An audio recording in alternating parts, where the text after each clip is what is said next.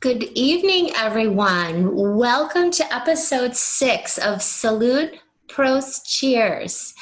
My name is Karen Achatz, and I am a 1999 graduate of the Hera Hospitality College and current chair of the Alumni Engagement Committee for the Hospitality Alumni Board.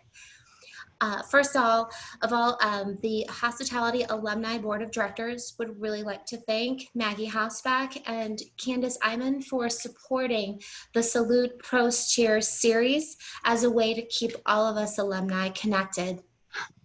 Today, we are fortunate to have Professor Murray Mackenzie as our host extraordinaire for some whiskey business. As a former chef, Murray's industry and educational expertise has taken him to several continents, such as Australia, Africa, Europe, Asia, and North America. Before joining the University of Nevada, Las Vegas, Murray spent 11 years in Hong Kong, employed at the Hong Kong Polytechnic University as an educational specialist and food and beverage coordinator. And tonight, he will cultivate our knowledge of the world of whiskey and distillation. Dr. Mackenzie, whisk us away. Oh, okay. Thank you, Karen. And welcome to the Southern Glacier Wine and Spirit Lab that we have here at the Hospitality Hall in the University of Las Vegas, Nevada.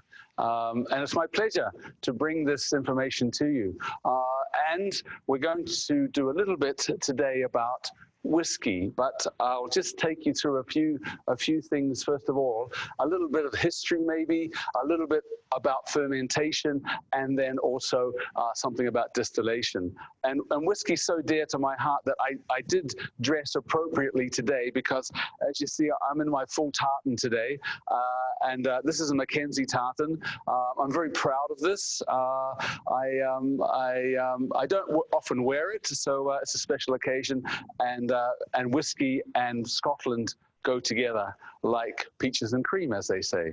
So we're going to talk a little bit about whiskey and a little bit about spirits, and not like spirits in the sky like Norman Greenbaum once sung about, but spirits that are dear to my heart, and whiskey is one of them. Obviously, there are other spirits as well, like rum and gin and vodka, and there are lots of others as well, you know, tequila as such. So, but we'll concentrate on whiskey. So, but I need to tell you a little bit about the process, first of all, so you can understand what happens. So I put this little chart up here about fermentation, and all spirits have a base. Now that base in whiskey is going to be, if it's Scotch, it's going to be barley. If it's made in Canada, it can be rye. If it's made in the US, it can be corn. So it does vary. And then there are mixes of these different types of products that you've got. And there's certain rules and regulations that are followed. So if we go through all fermentation, you need to have a sugar to ferment. And so what happens with the barley is that they actually bring it up to almost germination, and then they mill it, just crack it. So you've got a lot of sugar in there, and then they soak it in water, hot water, and then they take that water out, and they use that as the base for the distillation. So when you put the water and the barley together, you get this fermentation. So the byproduct of fermentation is CO2 and alcohol.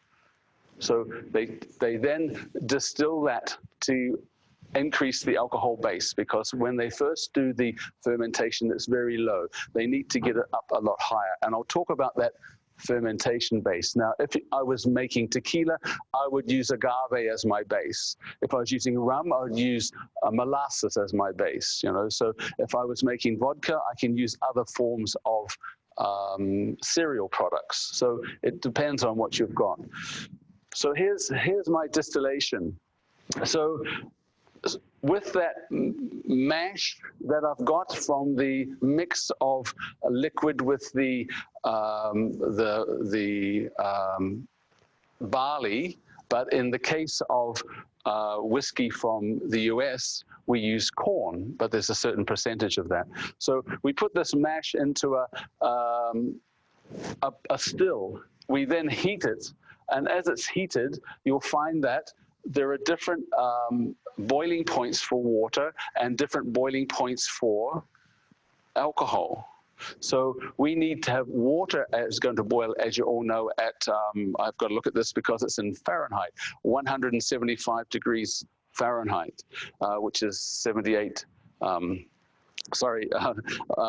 boils at 112 degrees Fahrenheit and 100 degrees centigrade. So what I need is then I've got to make sure that when I'm boiling this, I take out a particular amount of alcohol, and from that I can get the alcohol coming out at a different temperature, and then that is then taken into a condenser with water in it, and then the water that drips out the bottom is what you get in the way of your alcohol at the end of the day. So it's quite a simple process.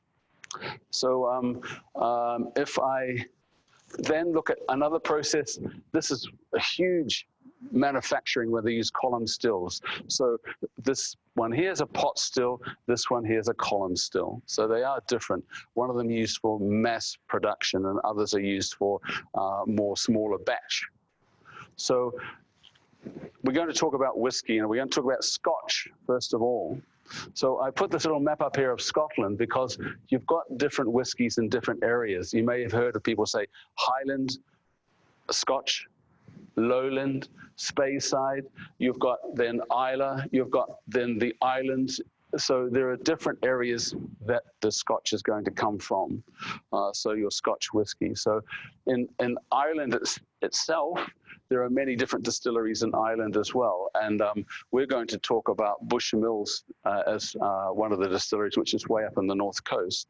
And then when we get to Kentucky and Tennessee, we'll talk about the different whiskies that are made here as well. And then we'll also talk about those that we've got in Canada. So we're going to cover 5 different countries that are going to be producing Scotch, so producing whiskey. So what I'll do now is I'll walk over to my table here, where I've got this vast array of different types of whiskey. So we've got over here, these are 2 very distinct different whiskies from Scotland. This one here is a whiskey from Ireland. Here it's from the US, and this is from Canada. Now, they all have a different base. We talked about those bases before. In Scotland, they have barley as their base, and they take the wash off that barley and they distill that, and they then age it, and then after they've aged it, they then are able to bottle it. How long do they age it for? A minimum of 3 years. So anything after 3 years, they can then classify as a whiskey from Scotland. Now, you do get some whiskies which have age on the label itself, and this one here is a 12-year. So they've aged it a bit longer. This one here has not age on it. It's called quarter cask, and what they do there is they shrink the cask down, and then they age it for a less amount of time to get the same amount of complexities and flavors out of the whiskey. This Irish whiskey has got no age on it either, because in Ireland they use 2 different types of distillate. One is a grain and one is a rye. So they've got then barley and they've got rye is the other, or grain. And so they mix these both together. This one here is from Georgia. I thought I'd give you a different one because I think most people are familiar with Jack Daniels and other types of ryes that they've got here. And this one here's a bullet rye. So you've got different types of whiskies here. And we'll talk about whether it's a bourbon or whether it's a whiskey in a moment. So this one here is from Canada, and this is definitely a rye whiskey, so we'll talk about that too. So what I'm going to do is go through with some tasting for you and talk a little bit about it, and then I'm going to make a couple of small cocktails. So I've got my tasting glass here, and you can see it's a funny shape, you know, so it has a very narrow neck, so I can really smell all the lovely aromas that we've got in here. So we'll start with our Cragganmore, and our Cragganmore is a whiskey from Scotland, from Speyside in Scotland, and it has these. They use it for a lot of the base for a lot of blends in Scotland, and you'll find that there are different categories of whiskey in Scotland and different names that are used. Like you've got a blended malt whiskey, you've got blended grain Scotch whiskey, and you've got a blended Scotch whiskey. So it does get a little bit complicated. So what is a single malt? It means that the whiskey comes from a single distillery, and it's with malted barley that it's used in. So if I use grain, then you've got a different style of whiskey that'll come out of that, and you've got a whiskey that's a grain whiskey. But they do blend some grains and some malts together. Now, for a blended whiskey in Scotland, you have to have a whiskey from a different distillery if you're doing in blends. So it's got to be a single malt from a different distillery. So, but in Ireland, you don't have to do that. You can have the same type of same distillate in Bushmills, for example. They've got a grain, and they've got a malt whiskey, and they distill it at Bushmills, and then they blend it together there. So, but in Scotland, you can't do that. So here we've got a whiskey that is a Cragganmore. I think it's one of my first whiskeys that I tasted was a Cragganmore. It's a very good introduction. It's got these wonderful it's aromatics that one would say. So the same when you're doing wine, you know, you can look at the color, and then you nose the whiskey itself. So, and you'll see that on the nose of this, it's got these fruity characters on this particular whiskey. It's got this honey, this floral that comes through. It's like a creamy texture that goes with it. Oh, it's a wonderful aroma that comes from it. So if you are wanting to try a whiskey at any time, then I would say a Cragganmore. How much does it cost? $75 a bottle. So drink it very slowly. But remember, it's 12 years, and it's a single malt from a single distillery, Cragganmore in Speyside. So once they have gone through the process and got the distillate, the whiskey that they want, they then have to age it. And it does say in making Scotch whiskey, you've got to age it in oak barrels. So where do they get all those oak barrels from? They get them from Bourbon and Kentucky, and also Tennessee. So they're left over from bourbon casks. The whiskey industry then sell them. Buy them, sorry, and then they use them to age their whiskey. Now, in a cold climate like Scotland, there is some evaporation that takes place within the cask itself. How many liters does a cask hold? About 200 liters. I think it's about 52 gallons. I think that's right. So it holds about that amount. So there is some evaporation that takes place, and they call that the angel share because it just floats away.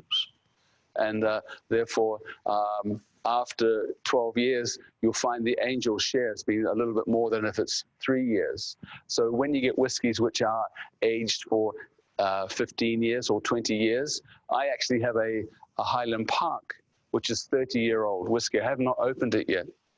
I think I don't know, it has to be a very special occasion for me to open that whiskey. But 30 years it's been aging, so in a barrel. So, and then they put it into the bottle. So we're back to our Cragganmore. So we've got these lovely fruity notes. It's got this wonderful heathery and also it's like a little bit of honey in a way, but it's quite aromatic. And then on the palate, so when you're tasting it on the palate, just take it all the way around your mouth.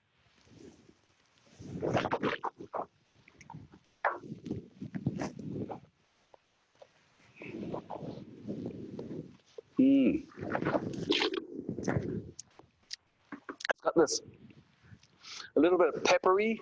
It's got some lovely sort of rich honey notes to it, and it's big alcohol base. It's 40% ABV, which is 80% proof. So as whiskeys go, it's where it should be at 40. So and then it's got this really nice length to it at the end of the day. So it is nice, and you'd say it's dry in the mouth, but my mouth is quite watery, so it's like mouth watering. Yes, so it's quite nice.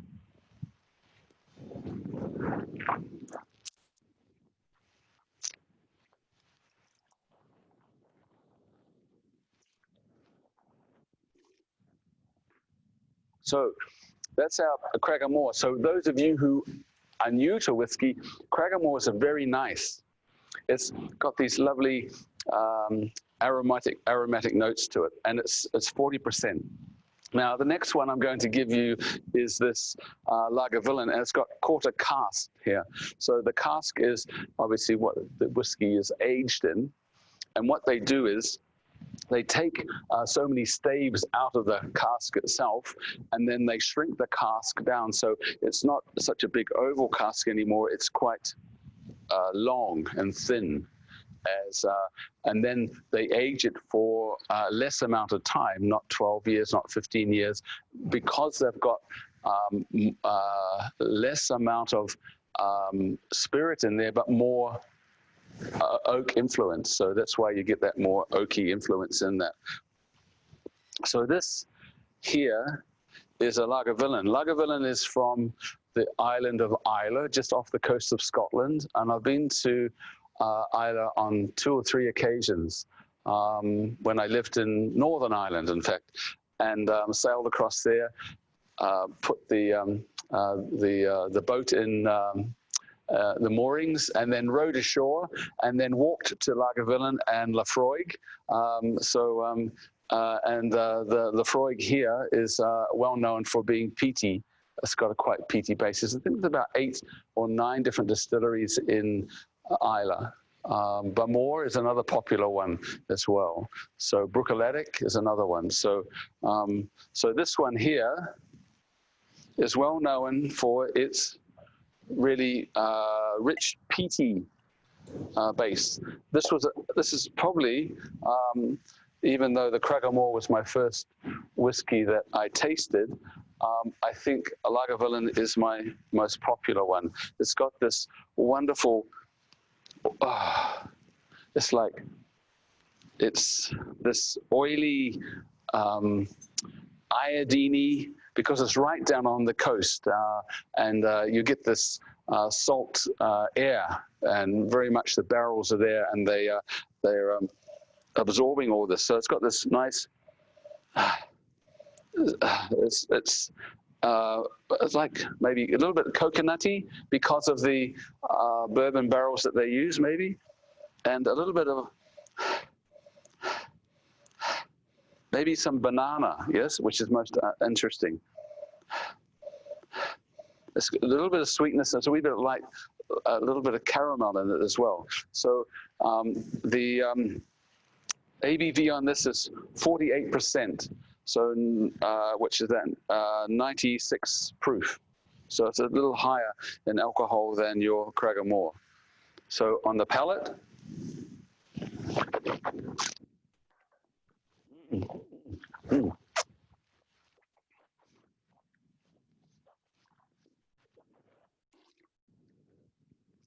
has this.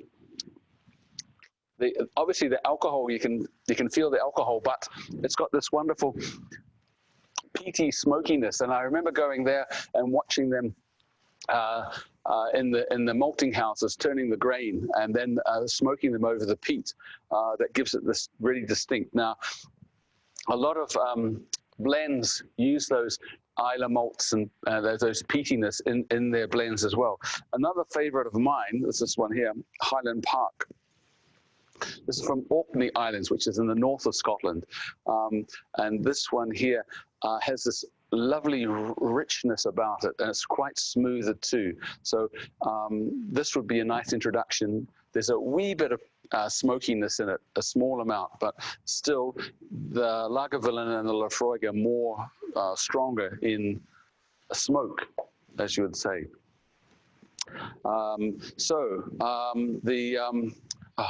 I just have another one.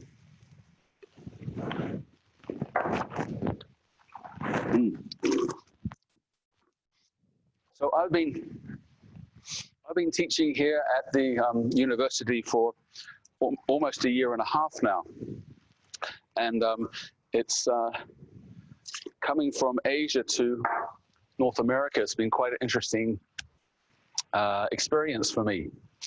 I've done a lot of traveling, as was said before, different countries, different continents and things. And I remember as I traveled around tasting different types of whiskies, because every country usually has something that they are distilling to some extent. And I tell you some stories. I had some really strange concoctions that were made up of you kind of wonder, what is the base for this, you know? So, but I remember once when I was at this bar and I met this girl, and I can't tell you that story, but I can tell you this story, which is about Bushmills, which I only lived a few miles from when I lived in Northern Ireland.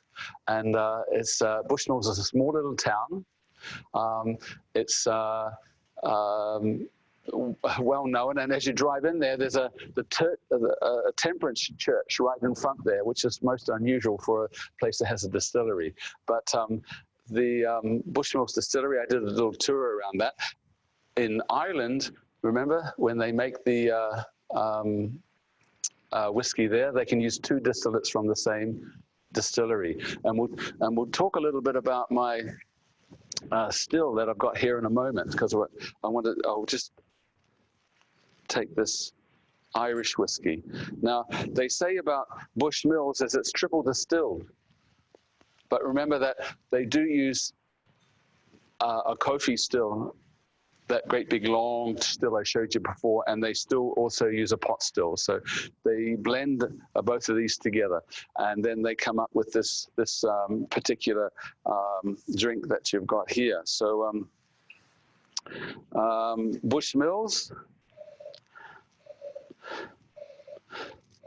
same again as for Scotch. They got to have aged for 3 years before they can release it, and then they're using different types of grains in here as well. They've got your barley, and you've got the malted barley, and they've got the grain as well. So, and usually the grain would go through a column still.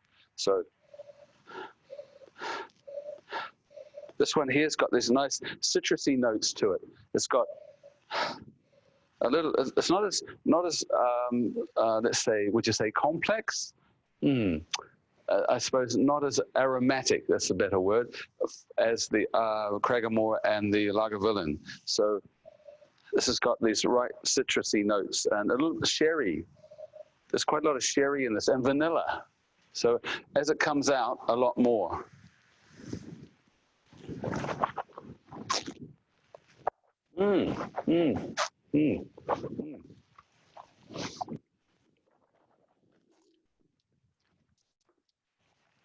So this is a lot. This is quite smooth. It's very pleasant, actually. And you'll find that the one that's gone through the pot still has been triple distilled. So they say that this adds more character to it. They use American oak for their grain whiskey to age in, and they use European oak for the malted whiskey to age in. So you get these different characters. So here I've got this lovely, let's say, I don't know, vanilla. Certainly vanilla that's in this, yes, and a little bit of maybe cinnamon or spice, and a little bit of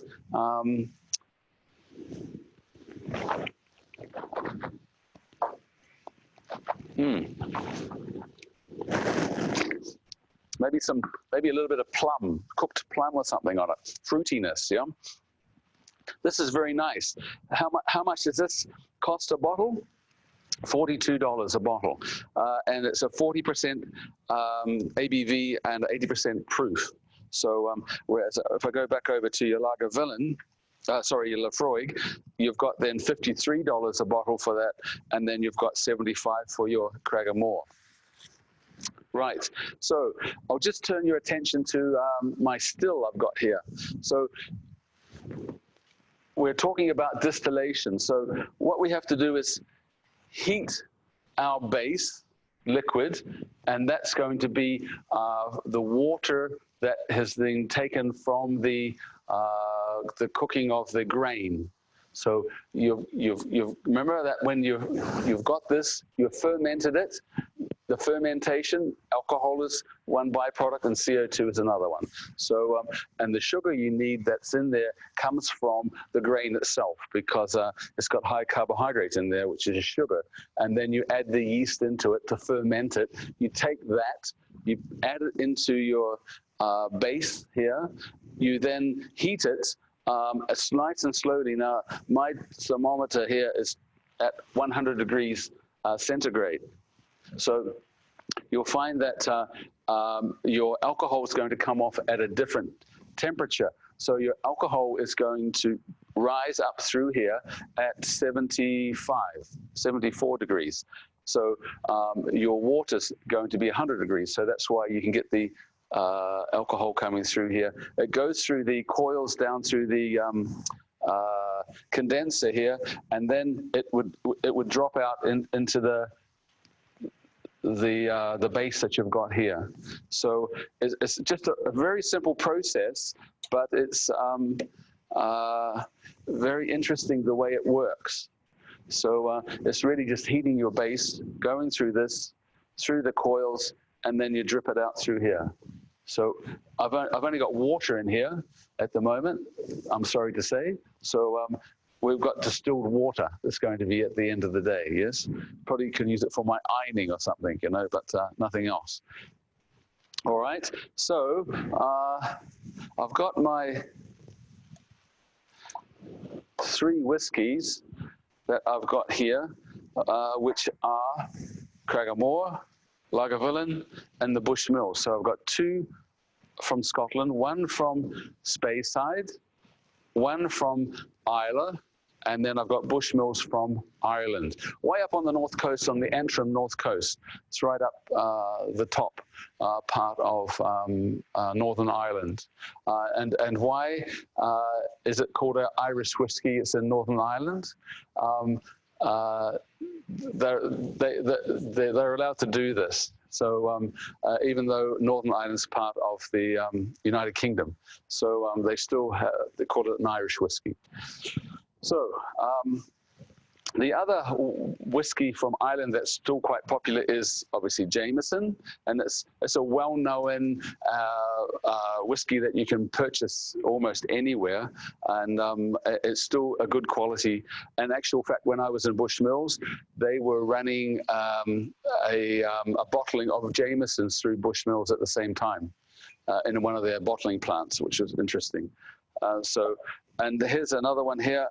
Powers is another Irish, and Paddy's is another Irish. There are many different Irish whiskies that you can get. I always find them, they're a little bit different from Scotch whiskies in that if they're in the Highlands and the Islands in Scotland, you'll find they're a little bit heavier, but in Ireland, they're a little bit lighter and more, I don't know, let's say, more florally. They have a nice aromatic aroma about them, which I think that you will enjoy. So the whiskey I decided to take from North America, from the US. Now this is very interesting. You've got Tennessee and you've got Kentucky. So when all the immigrants came from Scotland and Ireland and Wales and other parts of the European community, when they first came across as immigrants here, obviously they started to look at producing some sort of beverage of some kind, and therefore they looked around to see what was the most common grain, and so they started to use rye, and then they started to use corn after that as the base that you've got. So that's why you've got such a different flavor that comes from whiskeys that come from Tennessee and Kentucky. So how did I get the name Bourbon? Bourbon happened to be, a good friend just told me the other day, he said that Bourbon was an elite family in France, just outside of Paris, and I think there's a Paris in Kentucky as well, and they named this area Bourbon.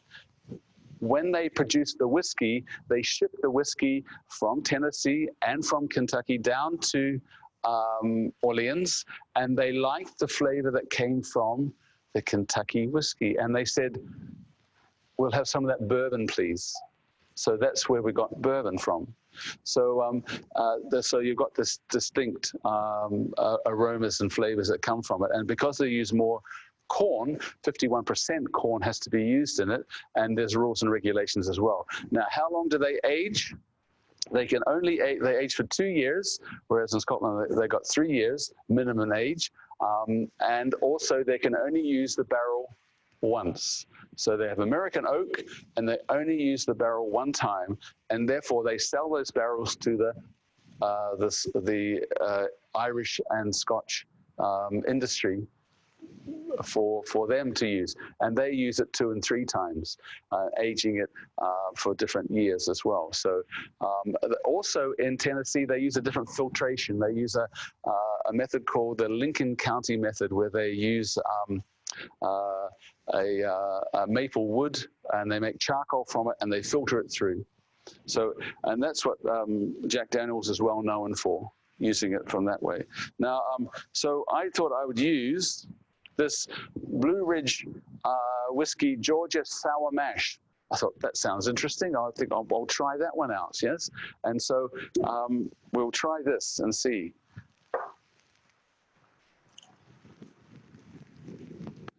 So I'll put that one back there. Now, did you know that they also produce a whiskey here in Las Vegas Distillery? There you go. And there's it's straight single malt barley whiskey. Straight single malt barley whiskey. So 5-year anniversary of a historic celebration edition. There you go. Whoa, I think I better keep this. So now, what am I going to smell with this? This will be interesting. So now this one here is also they use a mash bill, they call it, you know. So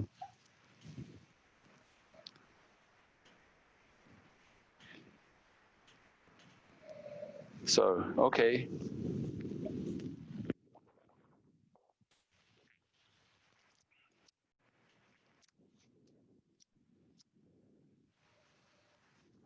That one there has a different flavor altogether.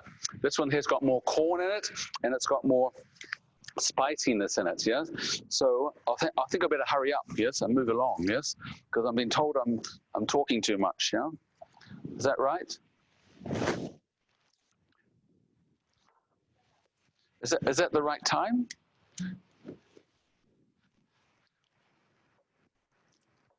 So this one here is your the whiskey that you've got from Canada. So this is a rye whiskey. It has a different aroma on it, a totally different aroma on it. You got all these lovely sourdough rye bread. Oh goodness me! It's got a quite unique aroma about that too. It's got this, and they use new oak barrels in this as well. It's got this clove, a little bit of cayenne.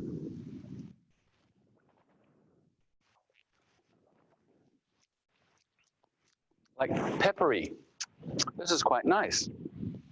Now this one here is called Lot 40, and it was named after a particular distiller had a lot, a plot of land, Lot 40, and that's what they called it, Lot 40.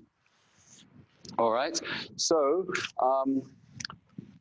out of those 5 whiskeys, which one would I prefer?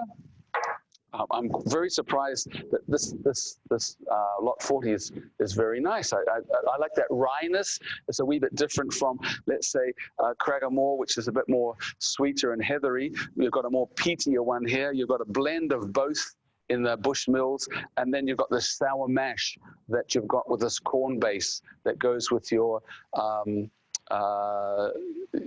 Georgia whiskey. Remember that bourbons usually come from Kentucky. So what I'm going to do is make 2 little small cocktails for you. It shouldn't take too long, I hope. So before you get into the cocktails, Murray, I have a quick question for you.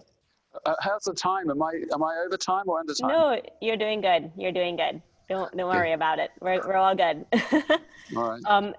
I have a quick question for you from Andrea. She would like to know, is there a good Japanese whiskey that you've experienced? She's heard that they have some promising distilleries. Yes, now that's very interesting because there are different whiskies available. Obviously the US, Scotland, then you've also got Ireland, but you've also got Japanese. I went to a distillery in Japan called Mars, M-A-R-S, Mars, yes. So and that I thought was very nice.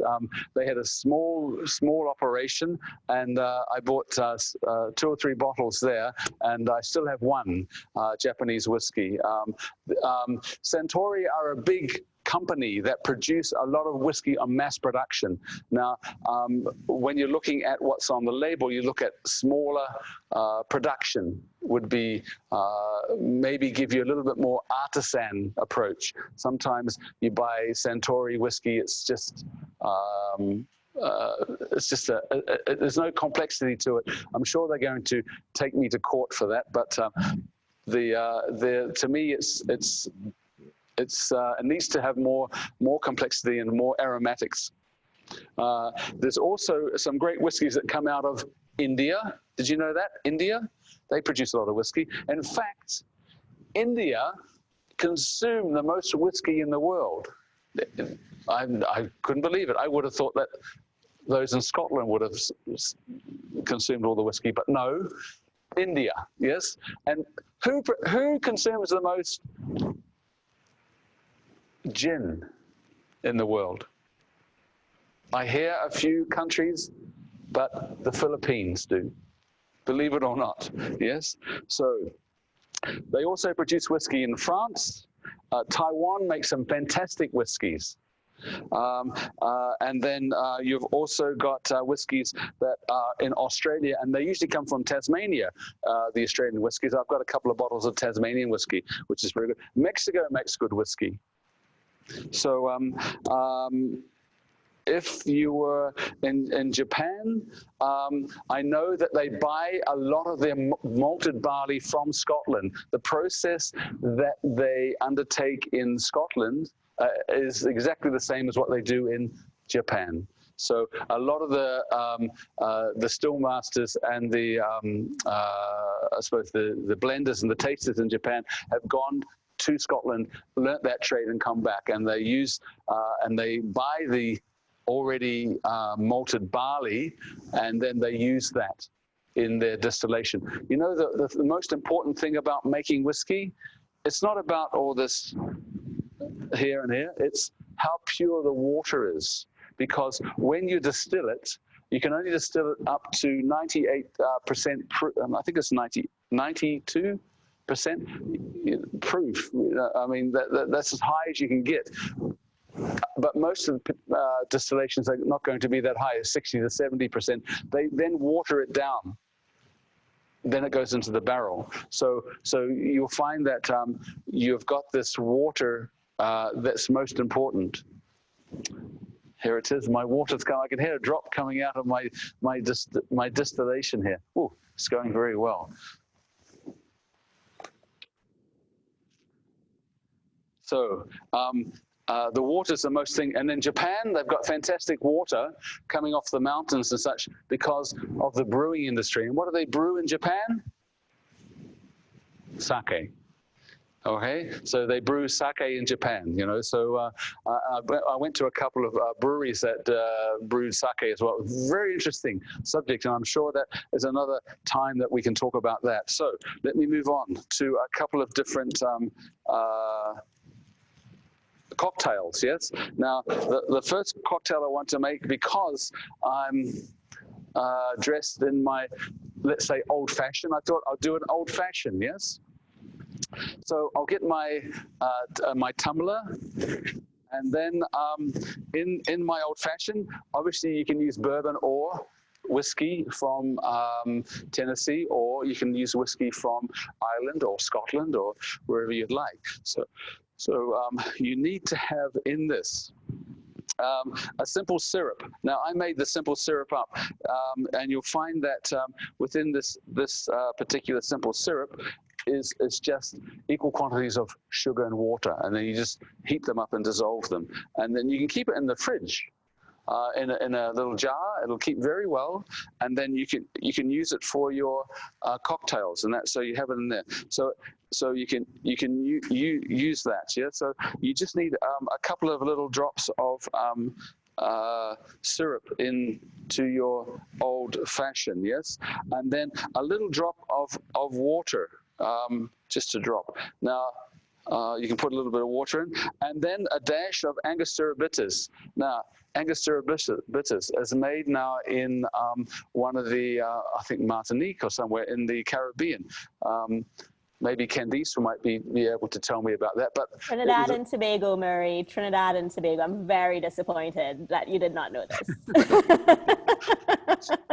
There you go, the Trinidad and Tobago. But do you know where it originally was made? Venezuela. Absolutely, in Venezuela, in a place called Angostura. And I actually went to this place called Angostura to see where it was originally made in Venezuela, you know, so it's very interesting. So, and it actually is about 40%, 44% alcohol in this, you know, so, and it's made up of different concoctions of such. So we put a couple of dashes of oops, my dash. Dashed over the table. So I put my dash in there, and then I also then add my ice. Now I've got plenty of ice over here. I'll just wander over here. You can never have enough ice in Las Vegas. At the moment, it's like, I can't believe this. When I talk to my mum back in New Zealand, I say, you know what temperature it was today? 46 degrees centigrade. She said, no, that's impossible. No, how do you live there? I said, it's because I got lots of ice. I said, so put our ice in here, and then which whiskey would you like? So we need about 2 ounces of whiskey to go into this. Which one would you like?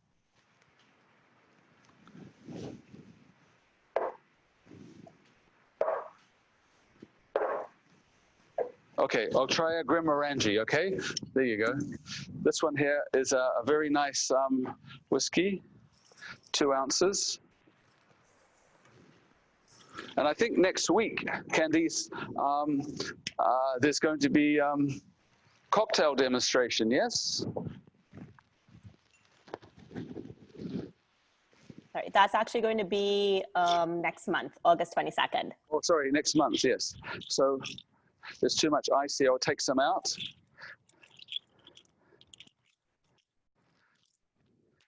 Okay, and now in here, I need to put one little cherry, maraschino cherry, obviously, and a little bit of orange segments, yes? And that's our old-fashioned, yes? So cheers. Thank you very much. Now, if you want to, some people do add a little bit of tonic water, soda water. You can add a little bit if you want to. Let me just taste this for you, because obviously you can't taste it, but I'll taste it for you. Oh, it's quite nice. Actually, it's very nice, actually.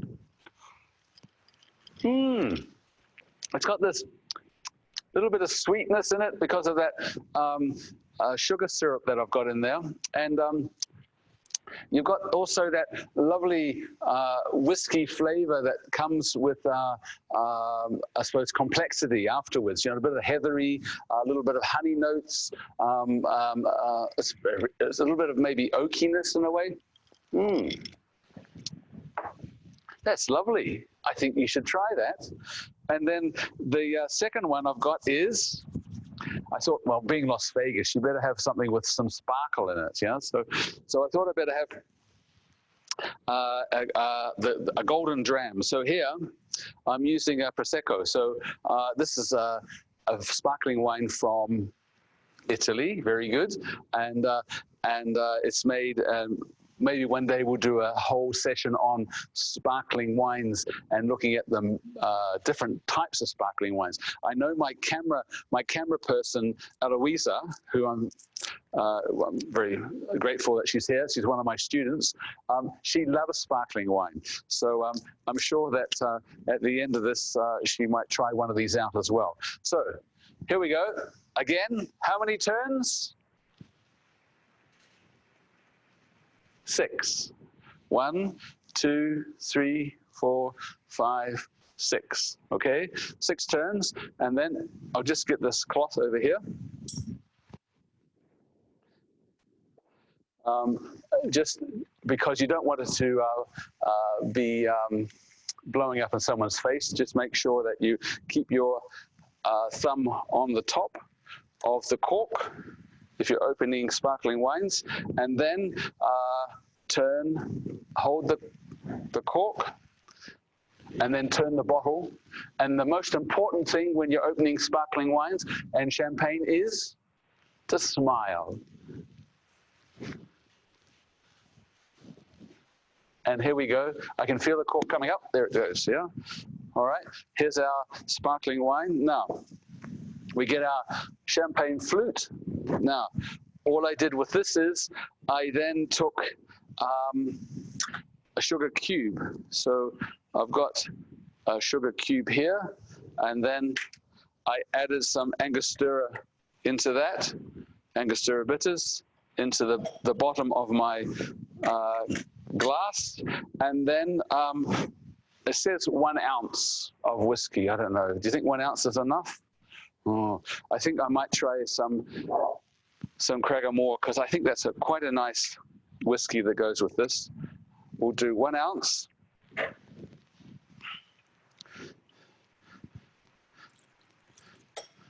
One ounce in there, and then we top this up with our Prosecco. Okay, so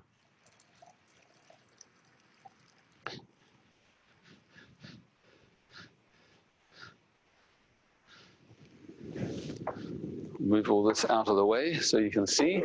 There we go.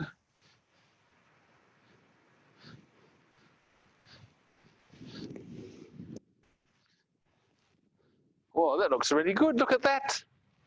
Look at all that bubbles that are happening in there. There's like billions of them, yes, that are floating through that. Can you see all those? Goodness me. Now, when you're holding a glass with a stem, do hold the glass by the stem. Don't hold the glass around the top here. You'll warm the glass too much. So do hold it by the stem. That looks lovely. Now, I'm going to taste this for you, obviously. This is for experimental purposes, yes?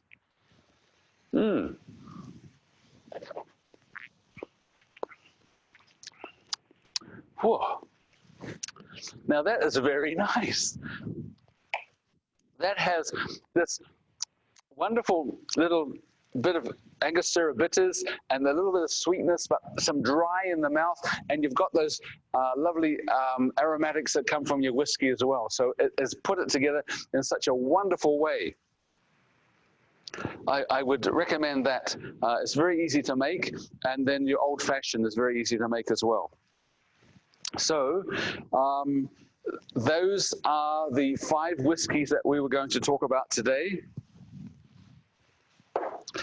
2 different cocktails that we can make with whiskey as well. And all these others behind here are all different bourbons. Either they are whiskeys from Tennessee or bourbons from Kentucky. And then you've got Irish whiskeys and Scotch whiskeys. And I deliberately got one that was a wee bit more complex and peatier, and then one which was a little bit more heathery and sweeter, and then your Irish whiskey. And because I live near Bushmills, I thought that was appropriate at the time. And then you've got your mash whiskey that comes from Georgia that has got this sour mash, this corn base to it, 51% corn that goes into that. So you get this corn base, whereas the Canadian whiskey's got this rye. And I thought it was that lot 40, very nice. I think I'll put that to my collection because I was quite pleased about that. I was quite surprised of the flavors that came out of that rye whiskey. So, thank you for joining me today. I hope that I've given you some information about distillation, some information about maybe what type of whiskey that you may prefer. Remember, there's lots of different types that come from all over the world, and every country makes their own to some extent. So there may be some that you would prefer than others. I've got a nice collection from different countries, and some days I will prefer to drink one than another. So I can leave it there. And if there are any questions, Candice? I don't see any questions as yet, Murray. Does anyone have any questions for Murray before we wrap up this evening's event?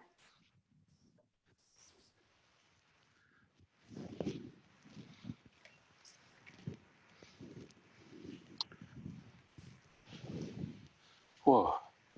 I don't see any questions coming through. Thank you so much, Murray. This was fun and informative and great as always. Loved the outfit. Well, hopefully you learned something about the whole process. It does get very confusing with the way that you take the base and how you distill it, but they're all done virtually the same, and depends on where you are, what the rules and regulations are. But anyway, loved it. Thank you very much. Thank you. Thank you so much. Thank you for spending your Saturday with us. We appreciate it. And I am just going to run through quickly. I'm actually going to share my screen with everyone. So just give me 2 seconds and just run through some of the upcoming events that we have.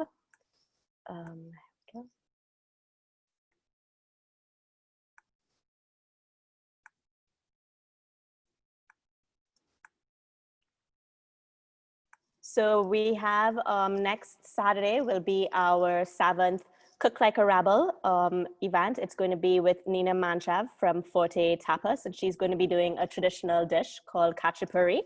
So definitely register for that if you get a chance.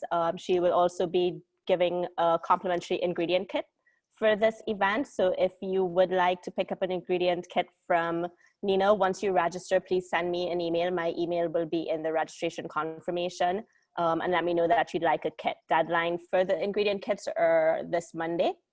Pickup for the ingredient kits will be at Forte Tapas on Thursday. And August 22nd, we have our 7th installment of Salud Prost Cheers with Livio Lorio. And he is going to be showing us how to make 3 different types of cocktails and going through cocktail 101 basics with us. So they should be great events. So please register. You can register at unlv.edu/hospitality/events. Both events are live and open at this time. And then as always, please follow us and tag us on our social media sites. You can follow us on Facebook, Instagram, LinkedIn, and Twitter at UNLV Hospitality and at UNLV Hospitality Alumni. And the recordings for all of the videos for this one and all the previous events that we've done are on our Facebook page as well as our YouTube channel.